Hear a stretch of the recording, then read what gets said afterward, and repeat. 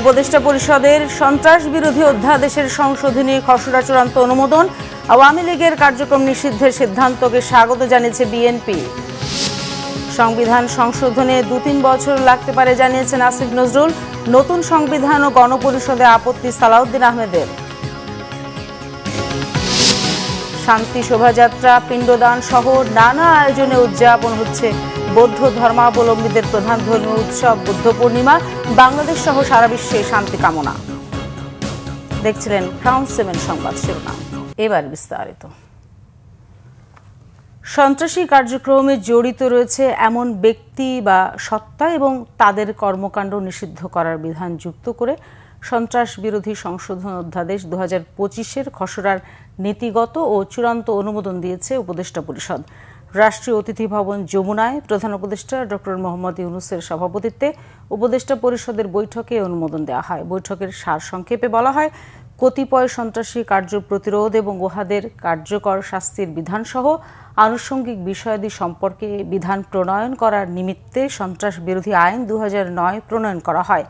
উক্ত আইনের উদ্দেশ্য পূরণে সরকার কোনো ব্যক্তি বা সত্তা সন্ত্রাসী কার্যের সহিত জড়িত রয়েছে মর্মে যুক্তিসঙ্গত কারণের ভিত্তিতে সরকারি গেজেটে প্রজ্ঞাপন দ্বারা উক্ত ব্যক্তিকে তফসিলে তালিকাভুক্ত করতে পারে বা সত্তাকে নিষিদ্ধ ঘোষণা ও তফসিলে তালিকাভুক্ত করতে পারে। তবে বর্তমান আইনে কোনো সত্তার কার্যক্রম নিষিদ্ধকরণের বিষয়ে কোনো বিধান নেই। তাই সন্ত্রাস বিরোধী আইন 2009-কে সময়োপযোগী করে উক্ত আইনের অধিকতর সংশোধন সমীচীন ও প্রয়োজন। এমন প্রেক্ষাপটে সন্ত্রাস বিরোধী আইন সংশোধন করে সত্তার কার্যক্রম নিষিদ্ধ করা প্রয়োজন, অভিযোজন করা এবং প্রয়োজনীয় অভিযোজন করা এবং অনলাইন ও সামাজিক যোগাযোগ মাধ্যমে প্রচার নিষিদ্ধকরণের বিধান অন্তর্ভুক্ত করা হয়েছে। আগামীকাল সংশোধনীটি অধ্যাদেশ আকারে জারি করা হতে পারে। এদিকে আন্তর্জাতিক অপরাধ ট্রাইব্যুনাল আইন সংশোধন করে অধ্যাদেশ জারি করেছে অন্তর্বর্তী সরকার। এতে কোনো রাজনৈতিক দল তার অঙ্গ সংগঠন বা সমর্থক গোষ্ঠীকে শাস্তি দিতে পারবে ট্রাইব্যুনাল। শনিবার জারি করা অধ্যাদেশে বলা হয়েছে, এই আইন বা প্রযোজ্য অন্যান্য আইনে যা কিছুই থাকুক না কেন, যদি ট্রাইব্যুনালের কাছে প্রতীয়মান হয় যে কোনো সংগঠন এই আইনের 3 ধারা উপধারা 2-এর অধীন কোনো অপরাধ সংগঠন করেছে, আদেশ দিয়েছে, চেষ্টা করেছে, সহায়তা করেছে, উস্কানি দিয়েছে, মদত দিয়েছে, ষড়যন্ত্র করেছে, সহযোগিতা করেছে অথবা অন্য যে কোনোভাবে সেই অপরাধ সংগঠনে সহায়তা করেছে, তবে ট্রাইব্যুনালের ক্ষমতা থাকবে সংগঠনটির কার্যক্রম স্থগিত বা নিষিদ্ধ করার, সেই সাথে সংগঠনের নিবন্ধন বা লাইসেন্স স্থগিত অথবা বাতিল করার এবং এর সম্পত্তি জব্দ করারও বিধান রাখা হয়েছে। এই আইনের আওতায় সংগঠন বলতে যে কোনো রাজনৈতিক দলকেও বোঝাবে, পাশাপাশি দলের অধীনস্থ সম্পর্কিত বা সংশ্লিষ্ট কোনো সংগঠন অথবা গোষ্ঠীকেও বোঝাবে। বিএনপি মহাসচিব মির্জা ফখরুল ইসলাম আলমগীর আজ এক বিবৃতিতে বলেছেন, বিএনপির দাবি আগেই মানলে চাপের মুখে ব্যবস্থা নেওয়ার মতো বিব্রতকর অবস্থায় অন্তর্বর্তী সরকারকে পড়তে হতো না। আওয়ামী লীগ নিষিদ্ধের প্রতিক্রিয়ায় গণমাধ্যমে পাঠানো বিবৃতিতে এমন মন্তব্য করেছেন তিনি। আশা করেন ভবিষ্যৎ কার্যক্রম পরিচালনায় সরকার বিষয়টি সতর্কতার সাথে মনে রাখবে। মির্জা ফখরুল বলেন, দীর্ঘ 16 বছর ধরে জনগণ তাদের ভোটাধিকার ও গণতন্ত্র পুনঃপ্রতিষ্ঠার লক্ষ্যে ফ্যাসিবাদের পতনের জন্য গুম, খুন, জেল ও জুলুম সহ্য করে লড়াই করেছে, কিন্তু তাদের সেই দাবি এখনও অর্জিত হয়নি। গণতন্ত্র পুনঃপ্রতিষ্ঠার সুনির্দিষ্ট রোডম্যাপ ঘোষণার দাবি ক্রমাগত উপেক্ষিত হয়। জনমনে যে ক্ষোভের সৃষ্টি হচ্ছে সে ব্যাপারেও সরকারকে সতর্ক হওয়ার আহ্বান জানান বিএনপি মহাসচিব। প্রাসঙ্গিক আইন সংশোধন করে বিচারিক প্রক্রিয়ায় গুম, খুন, নিপীড়ন ও জনগণের বিরুদ্ধে দীর্ঘদিন অপশাসন চালনাকারী ফ্যাসিবাদী দলের বিচার করার সিদ্ধান্তকে সঠিক বলে জানান তিনি।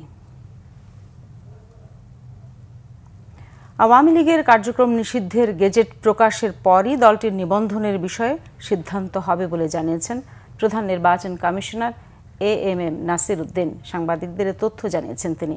সিইসি বলেন, গেজেট প্রকাশের পরই আওয়ামী লীগের নিবন্ধনের বিষয়ে সিদ্ধান্ত হবে। জানান, বাংলাদেশের স্পিরিট বুঝেই সিদ্ধান্ত নেওয়া হবে। কাল গেজেট হলে কালই সিদ্ধান্ত।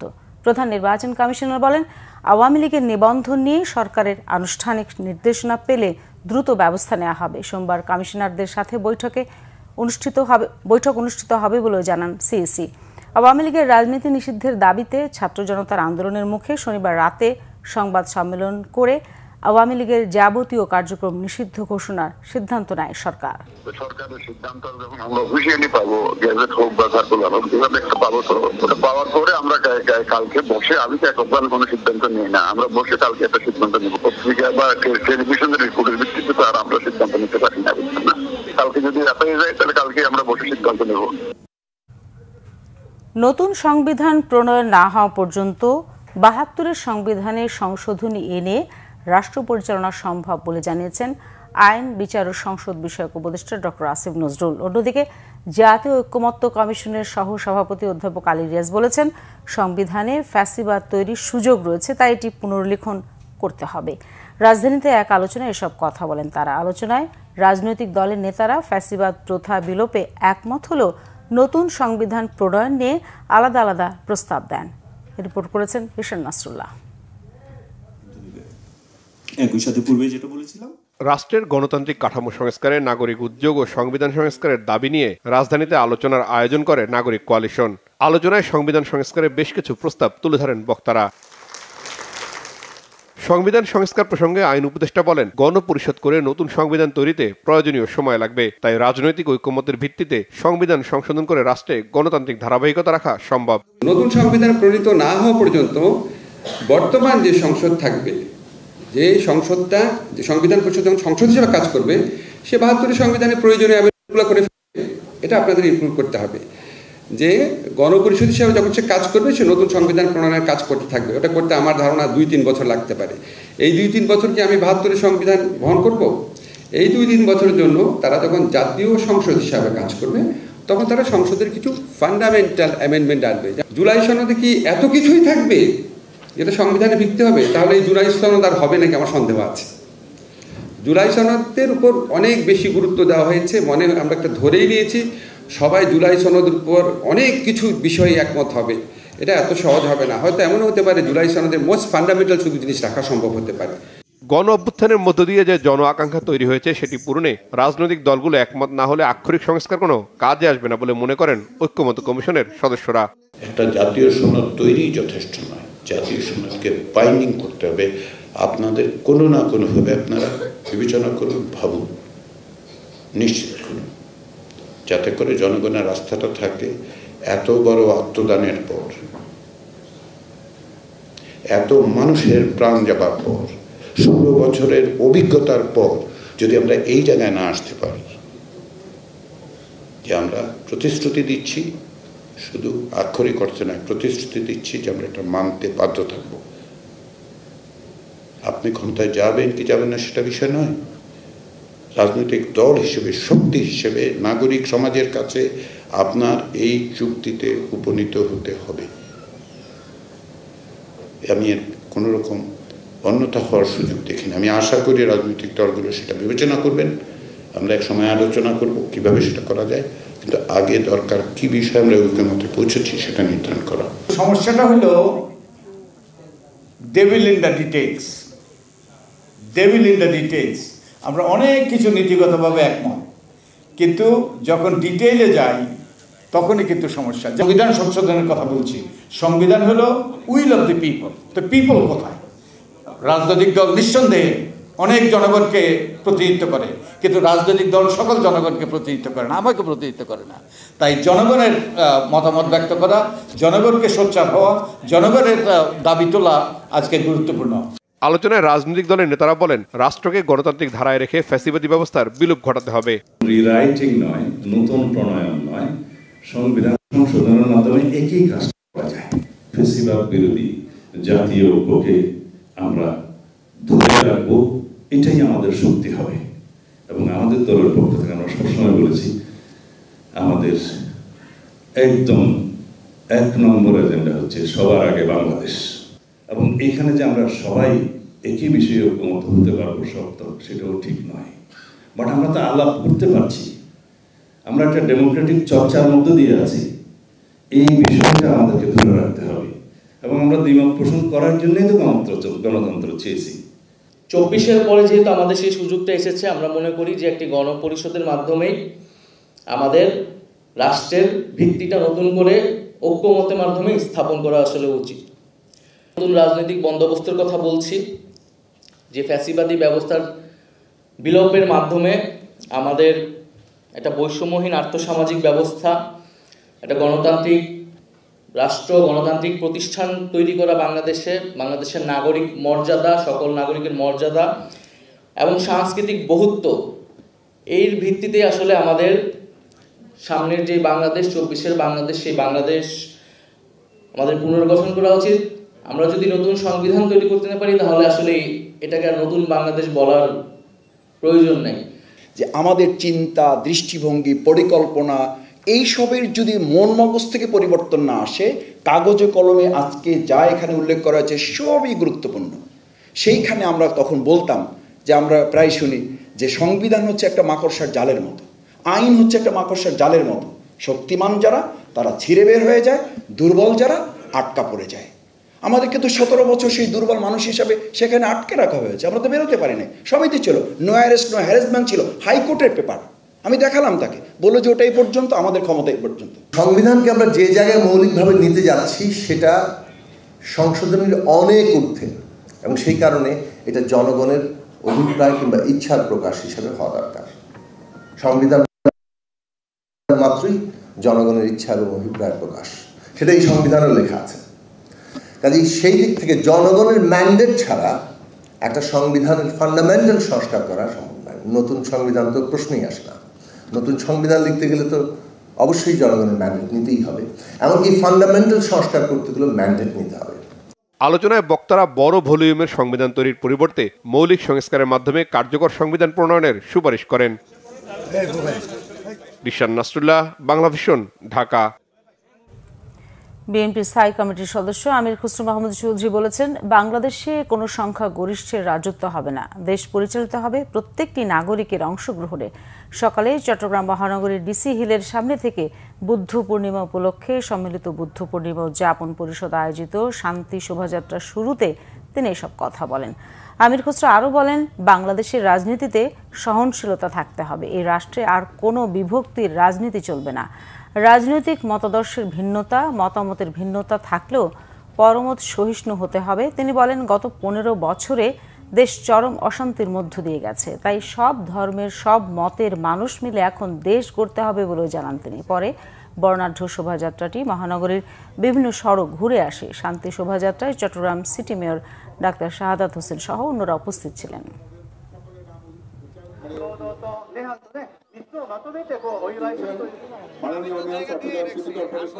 বাংলাদেশে কোন সংখ্যাগরিষ্ঠ রাজত্ব হবে না।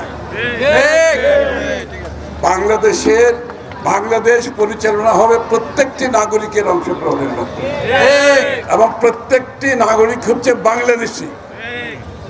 ধর্ম যার যার, রাষ্ট্র সবার।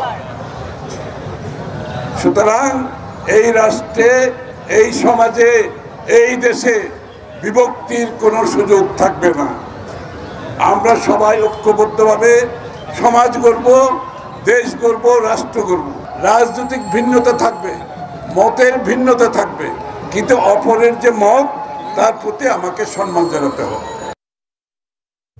শান্তি শোভাযাত্রা, প্রদীপ প্রজ্বলন, সমবেত প্রার্থনা সহ নানা আয়োজনে উদযাপন হচ্ছে বৌদ্ধ ধর্মাবলম্বীদের প্রধান ধর্মীয় উৎসব বুদ্ধ পূর্ণিমা।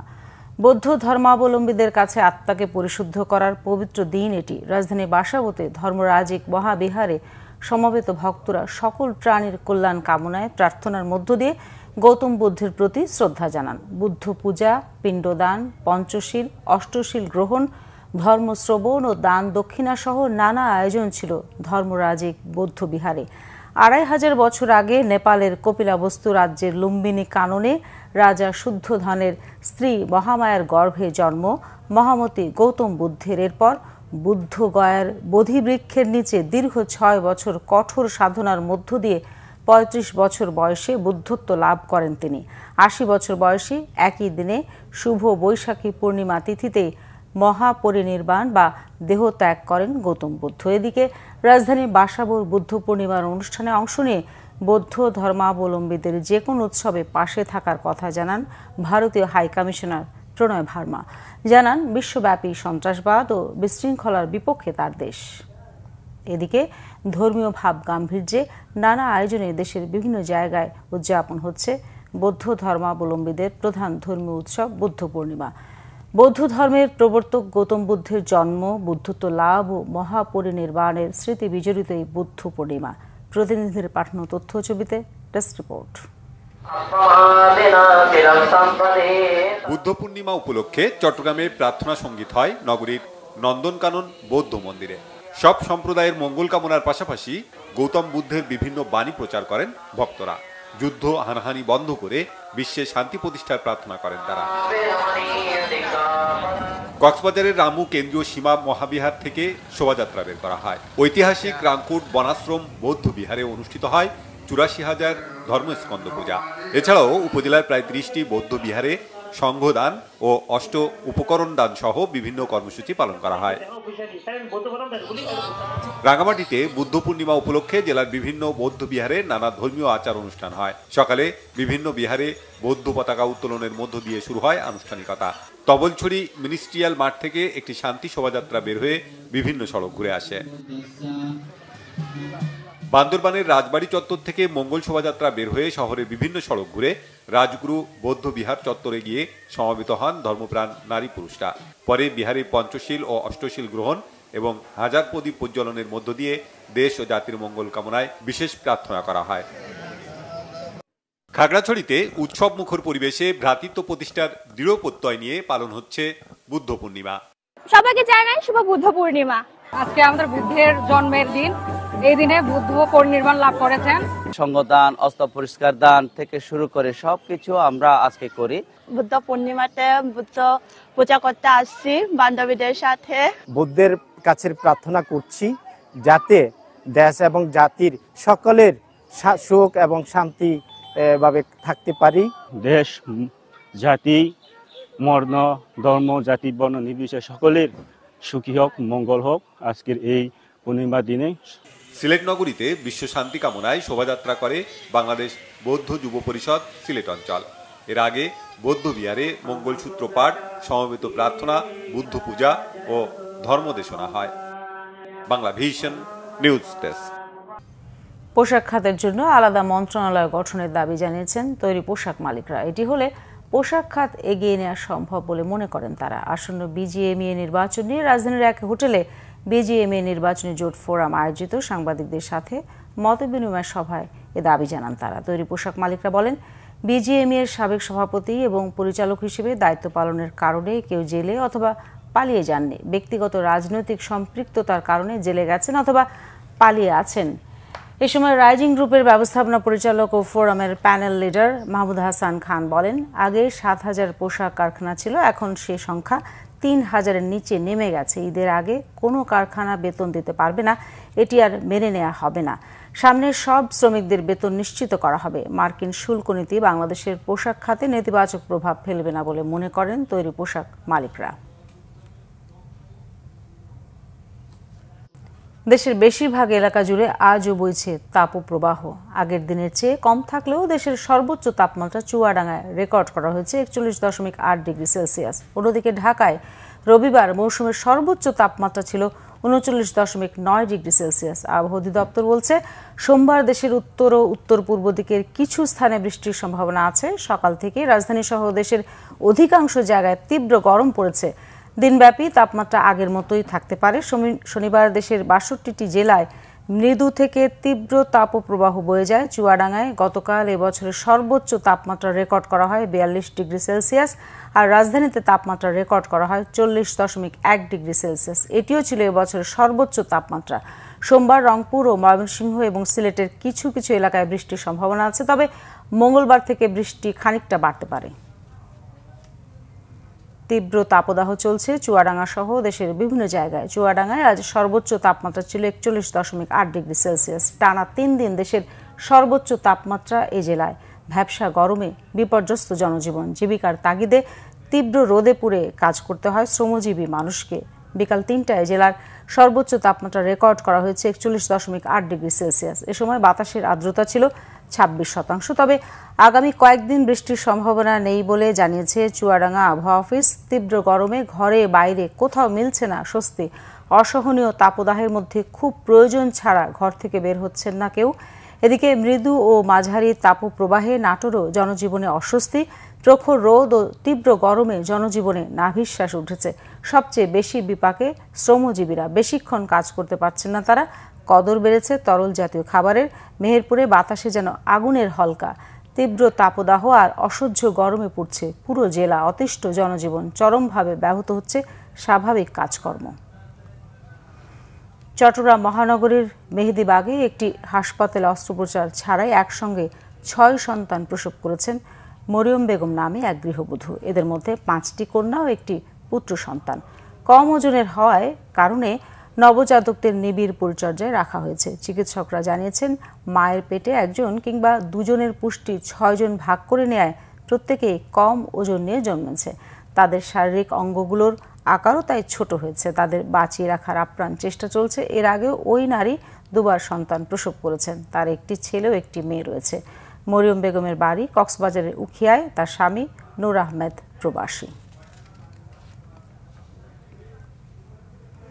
আমের বাম্পার ফলন হয়েছে মেহেরপুরে। দাম পাওয়া নিয়ে আশায় বুক বেঁধেছে চাষি ও ব্যবসায়ীরা। তবে এখনও আম নামানোর তারিখ নির্ধারণ না হয় চিন্তিত তারা। মেহেরপুর থেকে তুহিন আরণ্যর পাঠানো তথ্য ছবিতে ডেস্ক রিপোর্ট। মেহেরপুরের ল্যাংড়া, হিমসাগর, বোম্বাই, চন্দ্রমল্লিকা, আম্রপালি আমের কদর দেশ জুড়ে। আবহাওয়া অনুকূলে থাকায় এবার ফলনও হয়েছে ভালো। প্রাকৃতিক দুর্যোগ মোকাবেলা সহ বাজারজাতকরণে সব ধরনের পরিচর্যা করে যাচ্ছেন চাষিরা। এ জেলার আম স্বাদে অতুলনীয় হয় রপ্তানি হয় ইউরোপের বাজারে। এ মৌসুমে 100 টনের বেশি আম বিদেশে রপ্তানির টার্গেট চাষি ও ব্যবসায়ীদের। আবার যে তাপমাত্রা শুরু হয়েছে, আবার আম ধরছি। যদি আম ধরতে থাকে তাহলে আমরা ক্ষতিগ্রস্ত হয়ে যাব। আবার আতঙ্কের মধ্যে আছি, কখন কি করবে, আল্লাহ ঝড় দেবে না চিল দেবে। এখন আল্লাহর কাছে হাজার শুকর, যদি আমাদের বেচা কেনার সুযোগটা ভালো দেয়, ঝড় ঝপটা না দেয়, তাহলে আমাদের লাভ হবে। আগে বৃষ্টি নাই, তারপরেও যেটুকু আছে আল্লাহর রহমতে ভালোই আছে। আম যে সাইজ গুলো হয়েছিল এটা অনেক মোটা হয়েছে। আর আশা করা যায় যে আম যে পরিমাণ গাছে আছে, দামটা একটু ভালো হয় তাহলে দেখা যাচ্ছে লাভবান হওয়ার চান্স আছে। সুন্দরভাবে সুষ্ঠুভাবে যদি বাজারজাত করতে পারি, তাহলে আমরা যদি দাম মোটামুটি ভালো পাই, তাহলে আমরা লাভবান হতে পারি। ধরে যাচ্ছি গরমের আবহাওয়া অনেক, তারপরেও আল্লাহ যদি ভালো করে এখন আম যে কটা আছে যদি দাম পাই। আমের উৎপাদন বাড়াতে বাগান মালিকদের নানা পরামর্শ ও আম ভালো রাখতে করণীয় নিয়ে মাঠ পর্যায়ে কাজ করছেন কৃষি কর্মকর্তারা। হিমসাগর মেহেরপুরের যে খায়নি সে আম বলবে আমের স্বাদই পায়নি। তো সেই দিক থেকে এবার আমাদের প্রচুর পরিমাণে হিমসাগরে এসছে। মাঝে প্রথম দিকে একটু সমস্যা কাটিয়ে উঠে এখন বেশ ভালো পরিমাণে আম আছে। কিভাবে সেচ দিতে হবে, অন্যান্য পরিচর্যা কিভাবে করতে হবে, কোন সময় কি ধরনের স্প্রে করলে একটা নিরাপদ আম পেতে পারে, এই জন্য আমরা সবসময় কৃষকদের পাশে আছি। হিমসাগর আম এটা ব্র্যান্ডিং, এটা আমরা জিআই পণ্যের জন্য আবেদন করেছি। যদি জিআই পণ্য হয়ে যায় তাহলে সেটা অনেক ভালো। আমাদের এবছর চীন থেকে এখানে তারা বায়ার আসছিলেন, তারা এখান থেকে আম নেওয়ার জন্য আগ্রহ প্রকাশ করেছেন। এছাড়াও আমাদের এখান থেকে প্রায় 38টি দেশে, এর মধ্যে জার্মানি, কানাডা, যুক্তরাজ্য এবং মালয়েশিয়া, বিভিন্ন জায়গায় কিন্তু আমাদের আম এখান থেকে। জেলায় 2700 হেক্টর জমিতে আমের বাগান রয়েছে। এর মধ্যে রপ্তানিযোগ্য হিমসাগর আমের বাগান আছে 750 হেক্টরে। আমের উৎপাদন লক্ষ্যমাত্রা 41,020 metric ton. Bangla vision news desk. এবারে দেশের বিভিন্ন জায়গার আরো কিছু খবর নিয়ে রয়েছে একটি ডেস্ক রিপোর্ট।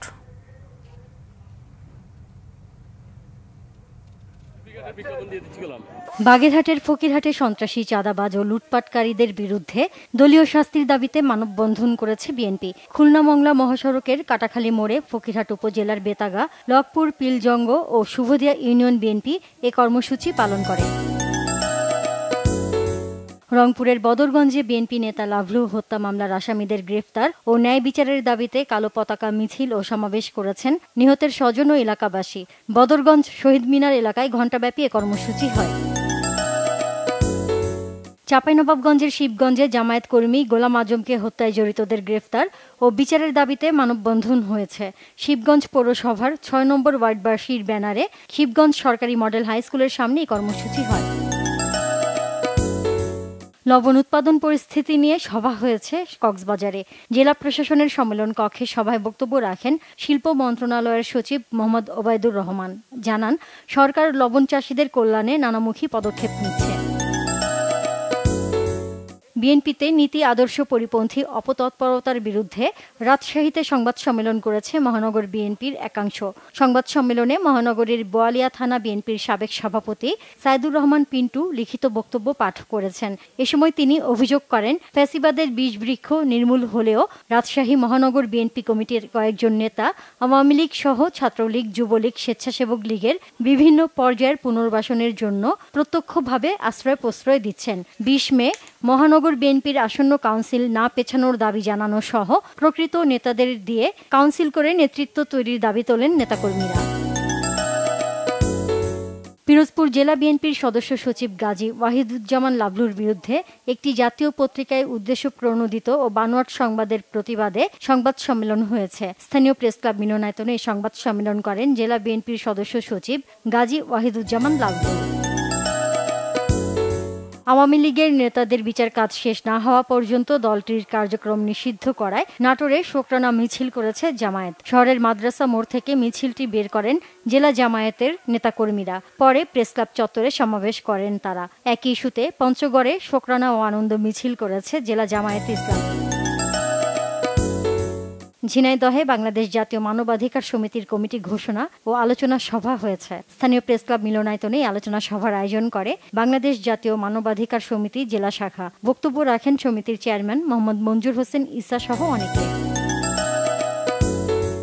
চরের মানুষের জীবনমান উন্নয়নে পার্বত্য বিষয়ক মন্ত্রণালয়ের মতো চর বিষয়ক মন্ত্রণালয়ের দাবিতে কুড়িগ্রামের রাজারহাটের ঘড়িয়ালডাঙ্গার বুড়িরহাটের তিস্তাবাঁধ এলাকায় মানববন্ধন ও সমাবেশ হয়েছে। এ সময় বক্তব্য রাখেন জেলা চর উন্নয়ন কমিটির আহ্বায়ক অধ্যাপক শফিকুল ইসলাম বেবু, রাজারহাট উপজেলা চর উন্নয়ন কমিটির আহ্বায়ক প্রকৌশলী বাসেত সরকার বিপ্লব, সদস্য সচিব শহীদুর রহমান খোকন সহ অন্যরা। এ সময় বক্তব্য রাখেন জেলা চর উন্নয়ন কমিটির আহ্বায়ক অধ্যাপক শফিকুল ইসলাম বেবু, রাজারহাট উপজেলা চর উন্নয়ন কমিটির আহ্বায়ক প্রকৌশলী বাসেত সরকার বিপ্লব, সদস্য সচিব শহীদুর রহমান খোকন সহ অন্যরা। মাগুরা সদর উপজেলার হাজরাপুর ইউনিয়নের ইসাকাদা পুরাতন বাজার এলাকায় 2 দিন ব্যাপী লিচু মেলার উদ্বোধন করা হয়েছে। সদর উপজেলা নির্বাহী কর্মকর্তা হাসিবুল হাসানের সভাপতিত্বে মেলার উদ্বোধন করেন জেলা প্রশাসক মোহাম্মদ ওহিদুল ইসলাম। আসন্ন বর্ষায় রাঙ্গামাটিতে প্রাকৃতিক দুর্যোগ মোকাবিলায় প্রস্তুতি সভা হয়েছে। জেলা প্রশাসকের সম্মেলন কক্ষে সভায় সভাপতিত্ব করেন জেলা দুর্যোগ ব্যবস্থাপনা কমিটির সভাপতি ও জেলা প্রশাসক মোহাম্মদ হাবিবুল্লাহ।